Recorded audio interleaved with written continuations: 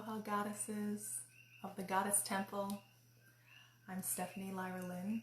I'm coming to you live from Big Island, Hawaii to talk about ancestral healing.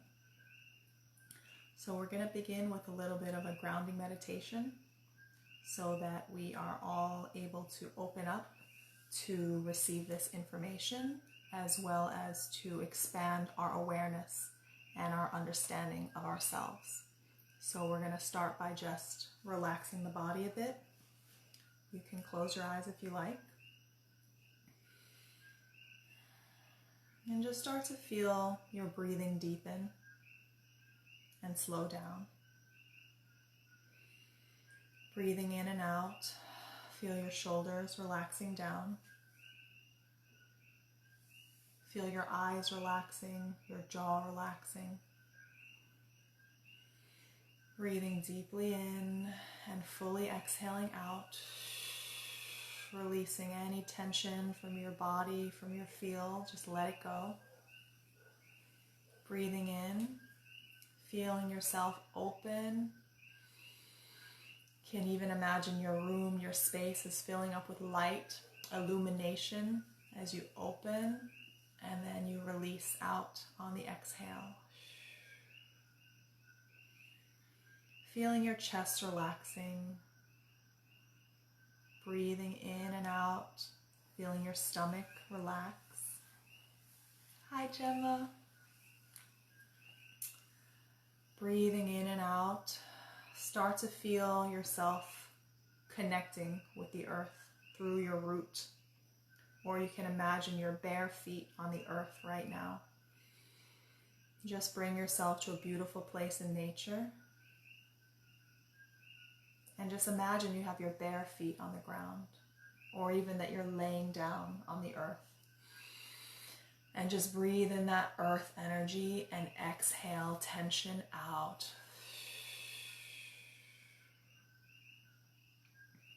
Breathing in from the earth, you can imagine you can squeeze your perineum muscles a bit and imagine you're bringing in this earth energy through your root chakra. Bring it into your whole body, and on the exhale, relax. And see if we can do this for a couple of cycles. And when you exhale and relax, see if you can keep your perineum muscles in your root still kind of held. And you want to start to feel that the energy you're bringing in from the earth as you inhale, when you exhale, it's not just dispersing, it's actually staying contained within your body. And so when you squeeze your root, you let that energy circulate up your spine and then relax down your front. So this is getting the vital energy flowing. So try that for a couple more cycles. Breathing in from your root, bringing in this earth energy, imagining it moving up your spine. And as you relax, feel that you're relaxing, but you're still holding your root, this mula bandh. And so the energy is not leaking out, it's actually staying in. And I want to invite you to do this because this session is all about empowerment. Well, all of these sessions are about empowerment, but we're talking about empowerment through ancestral healing. Hi, Rachel. Hi, Jordan. So how is healing with our ancestry empowering? It's empowering because once we start to look at our roots, we start to look at our ancestry, we start to look at our family system, we start to acknowledge what has happened with a non-judging mind. So a lot of us are caught up in family stories, and we've been told things that are passed down from generation to generation about what a family member was like, or about what was missing, or about even what we ourselves felt that we were lacking from our own parents. And oftentimes that is a function of the mind rather than actually understanding what traumatic event took place in the family history that created a trauma which then blocked the flow of love, blocked the flow of energy, to flow as it naturally would. So trauma occurs when a person or family doesn't have the resources, inner resources, emotional resources, and or outer resources, material, financial resources, in order to deal with a challenging event. Those challenging events can include war, untimely death, miscarriages and abortions, illnesses, having to flee a country. All of those things are challenging events that if we don't have the resources to deal with it, it becomes a trauma. So not every person or family who is impacted by those things necessarily carries a trauma that is passed down through the generations. The trauma is passed down through the generations when the resources are not there to balance things out again, to comfort the shock that has occurred. So, as an introduction to how you can begin to explore this for yourself, the first step I will invite you to do is to, after our session, to take a piece of paper and start to write down the different family members from each side of the family and look at what major events occurred in each generation. So parents' generation, grandparents' generation, and great-grandparents' generation. You want to write those names down and then start to scan for where major events have occurred that could have been traumatic. When that trauma occurs, like I said before, if it is not repaired and healed at the time, we start to carry it. And as the latest generation, we are always trying to move towards wholeness. We're trying to repair what has been broken or disordered. Now, the next thing I want to share is what is the natural order of a family system, or what is an ideal order of a family system. So I'm going to share 3 different orders according to the perspective of family constellations. Hi, Ashley. Who else is here? Amazing.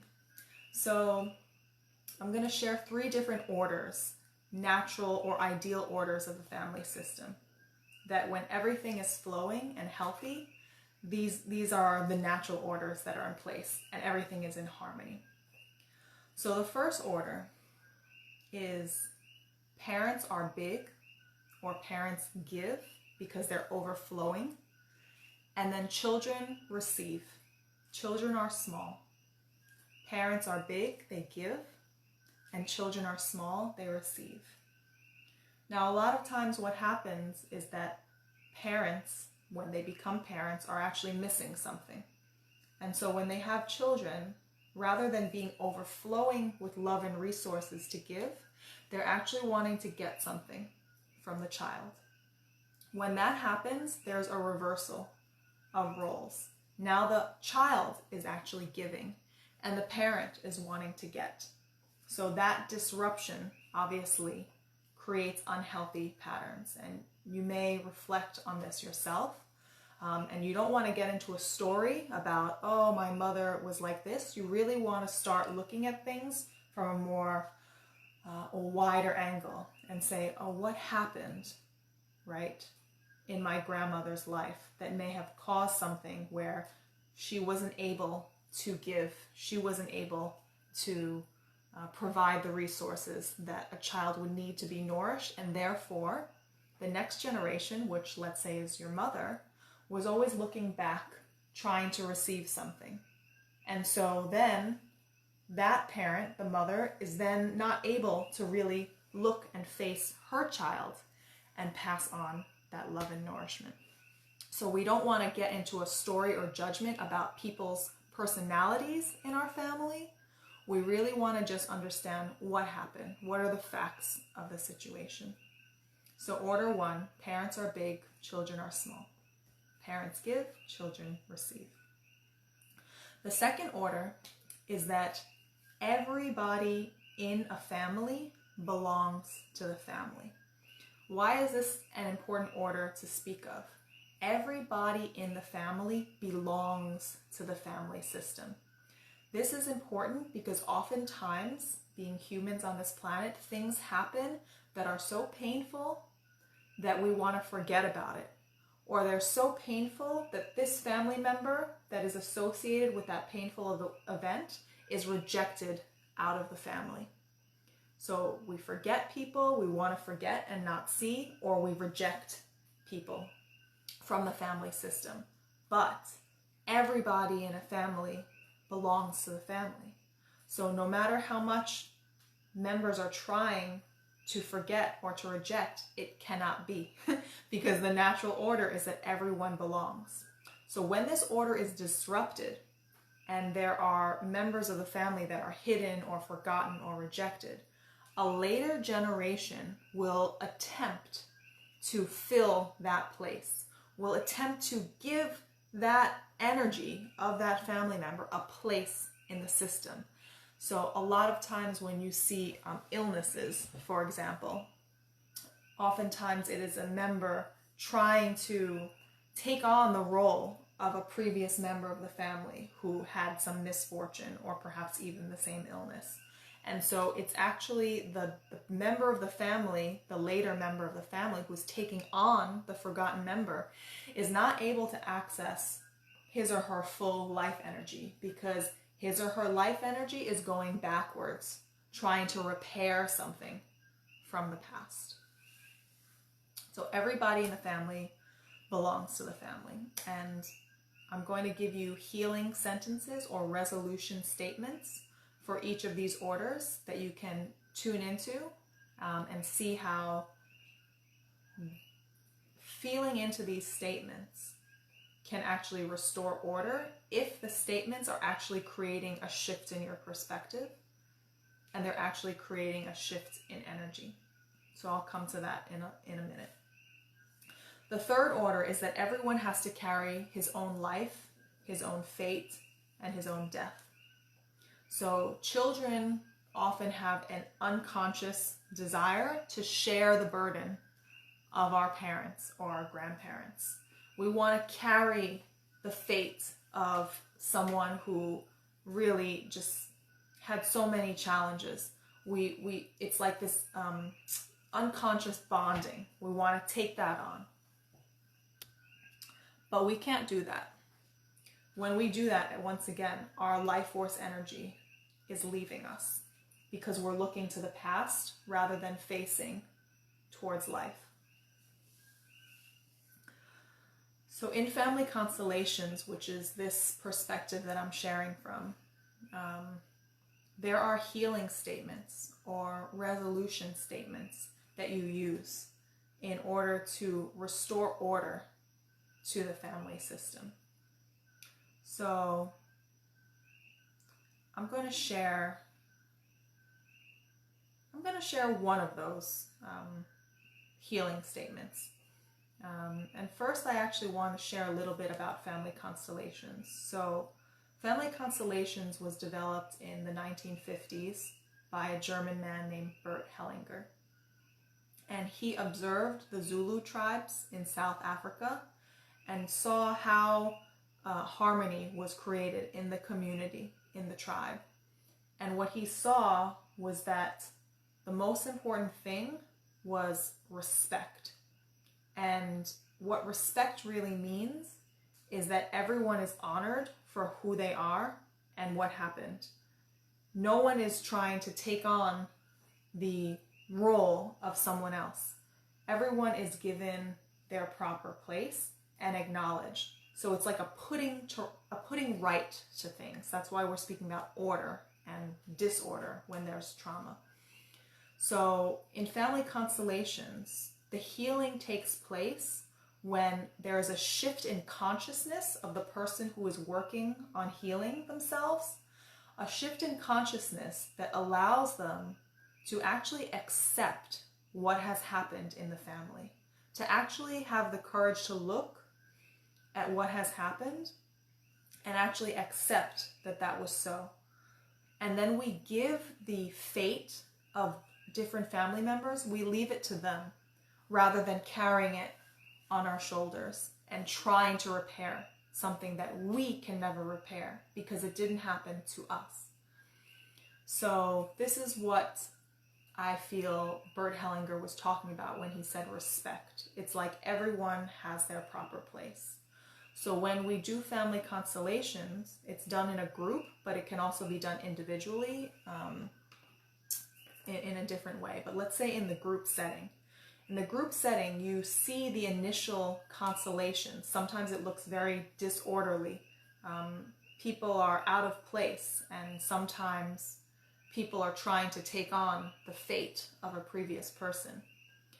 What the constellation work does is tries to bring order back by actually doing healing movements where members are moving to their proper place in the family system, and healing statements where we are speaking words of truth and reality. So one would be very simple: I am your daughter, you are my mother. That could be a simple example of something that restores order to the system, especially when the child and parent's roles are reversed. I am your daughter, you are my mother. You are big, I am small. So you can start to feel into this for yourself, what that healing statement would actually do in terms of shifting the energy. I'll give you the resolution statement for Order 2 as well. Order 2 is everyone in the family system belongs to the family system.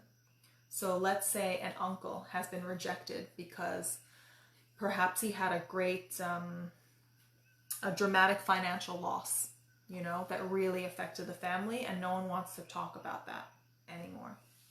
So an example of a healing statement would be, Dear Uncle, for today and all the days to come, I see you, I hear you, I recognize you. I give you your place back in our family system. You belong. And then often there's a bowing which signifies you belong, I respect your place in our family system. So you can feel that what this process of healing our ancestry through particularly family constellations is not about like fixing things and trying to go back to the pain and you do something in your body to work with the pain. Actually, it's just about looking and seeing and acknowledging what happened and giving everyone their proper place back in the system. So, hey Gila. Rachel says, family constellation work is super shamanic, meaning it works so deeply from the subconscious. Yes, it's tapping into, like they call it, I think, the morphic field. And you'll be amazed that when you work as a group, and let's say I'm working on my family, I will put up representatives of the relevant family members, mother, father, grandmother, grandfather, and other people will represent them, having no idea who they are. But because we're all connected to this field, this knowing field, these representatives of my family members will begin to take on the energy of those members. So you can see right away where the conflicts are. Conflicts are usually symbolized by two members facing each other. So sometimes, especially in the Western world, people think that this means like, oh, we're friends, we're loving. But actually, it means confrontation. So this is a symbol in the constellation work. There's a confrontation here. When you put up the field, you also see who's allied with each other and who's very distant. You can also see who has died. Usually they're lying down on the floor. By the way, you can also do constellation work with countries, with companies. It all works. It's because it's this one big field, and systems operate by the same laws, basically. You'll also notice sometimes when a family member has died and they're laying on the floor, another family member will come and they'll lay down too, but they're actually still living. So this shows, once again, this unconscious loyalty and unconscious bonding we have to our biological family. We want to take on the same fate as them. And so once again, the resolution will be, this person stands up. They're not sharing that same fate. They need to stand up and acknowledge what has happened and say, I leave you to your fate. I know that you're strong enough to carry it on your own, and I'm going to turn now and I'm going to face life. And in constellation work, we often have a symbol for life.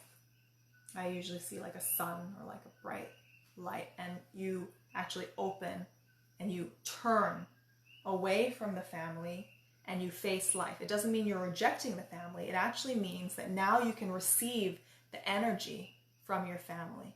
You can receive their blessing. You can receive their gifts from behind as you move forward, rather than having your energy actually looking backwards and not able to live life fully. So, Hila, thank you, Stephanie. We carry such a gift to our generations when we look at them with love, yes, and seek to restore order and harmony to our ancestor story. Yes, exactly. So I probably am at about 15 minutes now. I'm going to share some of these healing sentences. If you want to receive them, you can just comment that you would like those healing sentences, and I'll send them to you, or I'll post the link. And yes, if you want to go deeper in this work, this is part of the kind of coaching and healing work that I do. And I'm really happy to share with you today. Let me feel if there's anything else. I think I really just want to share that healing is not so complicated, actually. It's more about widening our awareness and shifting our perspective to be able to see and accept things as they are. So simple doesn't always mean easy, but I would like to convey here that it is simple. You know, we just have to look and see what has happened, but oftentimes we just don't want to see or afraid to see. This goes for our families. This also goes for the countries that we live in. You know, many of us live in countries where, you know, there's a dark past as well. There's a shadow as well. And for our earth to heal and humanity to come together, we're all going to have to garner the courage to look where no one wants to look. So I honor you all for doing this work, for yourselves, for your families, for your communities, for your countries, and of course for the entire world, because we all share this planet together. Thank you so much. Hi, Maxine. So beautiful. Thank you for sharing this wisdom. So powerful. Thank you, guys. All right, I'll talk to you soon. Have a beautiful day. Bye-bye.